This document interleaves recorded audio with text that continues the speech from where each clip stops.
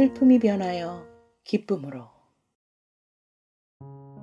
2020년 작년 한 해는 제 삶에 있어서 큰 획을 그을 수 있는 귀한 한 해였습니다. 영성학교 오기 전까지는 교회 전도사 사역을 하였습니다. 자의반 타의반으로 등 떠밀리다시피 시작된 전도사 사역은 쉬운 일이 아니었습니다. 삶에 찌들고 가난하고 병들고 사회에서 소외된 사람들 중 엑기스만 모아놓은 교회였기 때문에 강한 피해 의식에 사로잡혀 있었고 여러 가지 삶의 문제들이 해결되지 않는 사람들 틈에서 저는 서서히 지쳐가기 시작했습니다. 처음 시작은 이분들을 잘 섬기며 목사님을 도와서 교회를 부흥시키는 것이 하나님의 뜻이고 하나님이 기뻐하신다고 생각하여 열심을 내었습니다. 저의 주요 사역은 신방, 구역예배 인도, 목사님 출타 시 수요예배 설교, 금요예배 설교, 그리고 교인들 간 분쟁이 있을 때 중재자 역할과 교인들이 목사님을 향해 총알을 쏠 때 대신 맞아야 하는 총알바지 역할 등 지금 생각해보면 교회 안에서 행해지는 것들이 전부 비본질적인 것들 위주로 흘러가고 진정 하나님이 원하시는 것들이 무엇인지 모른 채 사역했던 것 같습니다.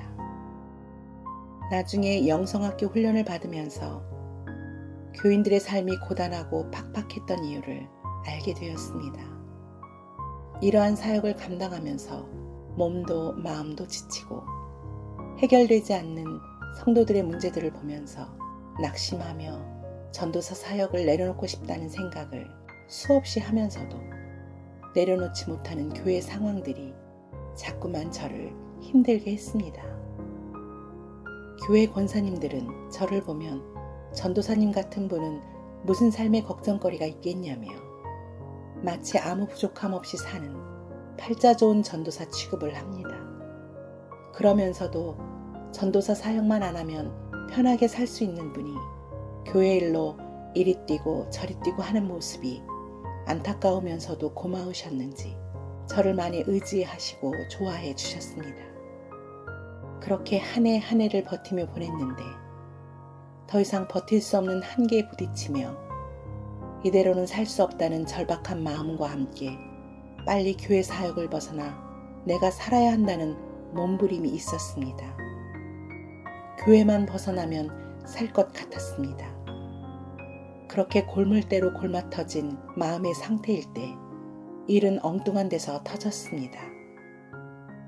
7년 전부터 몸의 여러 가지 증상들과 정신적인 문제들로 힘들었던 딸이 그런대로 나름 잘 생활하고 좋아지나 보다 했는데 완전히 걷잡을 수 없이 힘든 상황이 되어버렸습니다. 밤에 잠을 잘 수도 없고 일상적인 생활을 할 수 없는 모습을 보면서 두려움과 낙심, 그리고 내가 전도사 사역을 안 하려고 하니까 이런 일이 터졌나 자책하면서 밤마다 교회에 가서 힘든 딸과 함께 기도하면서 1년을 보냈습니다. 이대로는 안 되는구나 생각하고 있을 때 딸이 말합니다. 자기는 크리스천 영성학교에 가야지 해결이 될 것 같다고 말하는 것입니다. 딸은 본인의 증상들을 검색해 보면서 신 목사님께서 그런 증상들은 귀신 때문에 일어난 일이고 기도 훈련과 함께 축출 기도를 받아야 해결될 문제라는 것을 들은 후로 무려 10개월 동안을 영성학교의 글들을 접하고 있었습니다. 나중에 알고 보니 영성학교 모든 정보에 박사님이 되어 있더라고요. 어느 누구도 이 정신적인 증상들에 대해 귀신이라고 말하는 사람이 없는데 귀신이라고 말씀해 주시니 딸의 입장에서는 속이 시원했던 모양입니다. 딸의 문제만 해결할 수 있다면 어떤 일이라도 할 수 있을 것 같았습니다. 이번 기회에 전도사 사역을 내려놓고 일단은 딸에게 집중해야겠다고 생각하여 목사님께 말씀드리니 상황이 상황인지라 저를 붙잡을 수 있는 명분이 없으셨는지 저는 그렇게 딸의 문제를 기회 삼아 모든 것을 내려놓고 딸과 남편과 함께 영성학교에 방문하게 되었습니다. 신 목사님과 면담할 때까지만 해도 기도 훈련을 어떻게 해야 하는지도 몰랐기에 딸의 문제를 해결하고자 하는 마음에 딸과 함께 기도 훈련을 하겠다고 했습니다. 기도 훈련의 내용은 시간적으로 만만치 않음을 알게 되었지만 딸의 문제 때문에 평생 마음고생하며 사느니 기도하면 된다니까 지금보다 더 힘들 것 같지는 않았습니다.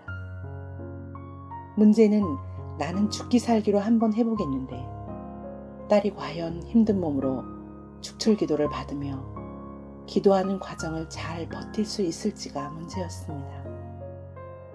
결론은 아무리 기도 훈련과 목사님의 축출 기도로 좋아진다는 결론을 가지고 있더라도 본인이 힘들어서 도저히 못 하겠다고만 하면 그만둘 생각이었고 본인이 한다고 하면 끝까지 해보자 하는 마음이었습니다.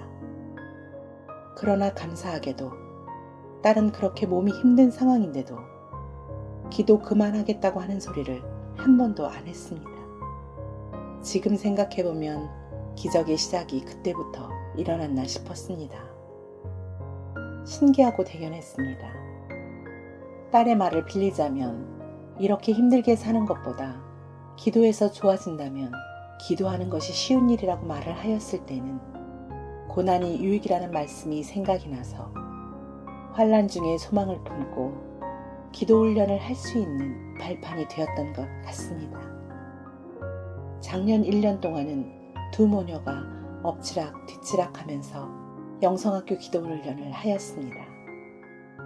딸은 영성학교 오기 전에는 밤에 잘 수도 없었는데 2달 후에는 잠을 잘 수 있게 되었고 그 뒤로도 서서히 힘든 가운데서도 일상생활을 하면서 꾸준하게 기도 훈련과 자기 부인 훈련을 하면서 알게 모르게 좋아지면서 올해는 힘들었지만 원하는 대학에서 공부를 하면서 강의가 없는 시간에는 날마다 수시로 기도 의자에 앉아서 기도를 합니다. 아직도 갈 길이 멀지만 힘들 때마다 예수 피로 싸우며 이겨내며 기도하는 딸을 보고 있으면 기특하고 감사합니다. 저 또한 딸과 함께 기도 훈련과 자기 부인 훈련을 하는 기간 동안 하나님이 만들어 놓으신 수술대 위에서 철저히 도려내야 하는 죄들을 보면서 1년 동안 처절한 싸움을 했던 것 같습니다. 많은 것들을 나열할 수는 없지만 그 과정들을 통해서 지난날 죄를 죄로 인식하지 못했던 것들을 회개하면서 도려내야 할 것이 많아서 많이 아팠습니다. 작년 12월 목사님과 코치님들의 축출 기도를 기점으로 많은 것들이 변했습니다. 날마다 감사와 평안, 기쁨을 누리며 생활하는 지금이 행복합니다. 지금은 저에게 맡겨진 훈련생들에게 어떻게 동기부여를 줄지 고민하며 기도하고 있고 앞으로 영성학교 사역의 지경이 넓어질 때를 대비하여 내가 준비해야 되는 것들을 생각하며 기도하게 되었습니다. 슬픔이 변하여 기쁨을 주신 하나님께 감사드리고 처음 신 목사님께서 기회가 주어졌을 때 기회를 잡으라는 권면 감사합니다.